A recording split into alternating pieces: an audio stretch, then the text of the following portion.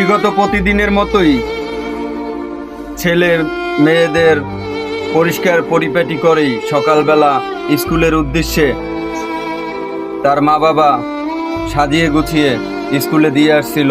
সকালেই বুঝতে পারে নাই যে তার সন্তান আর ঘরে ফিরবে না।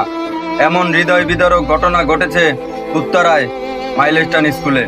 এই স্কুলের সকালবেলায় তারা সাজসজ্জা হয়ে স্কুলে গেছিল, কিন্তু কখনো আর ঘরে ফিরিনি। হৃদয় বিদারক সেই প্ল্যান ক্রাশে মারা গেছে পাইলটও জানতো না তার জীবনের আজকে শেষ দিন।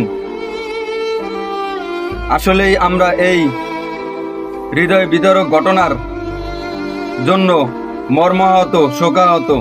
সবাই তাদের রুহের মাগফিরাত করবেন এবং তাদের জন্য দোয়া করবেন। যারা অসুস্থ আছে তারা যেন দ্রুত সুস্থ হয়ে যায়, এবং যাদের সন্তান হারিয়েছে তাদের মা বাবা যেন ধৈর্য ধারণ করতে পারে এবং আল্লাহ তাদের জন্য তৌফিক দান করে।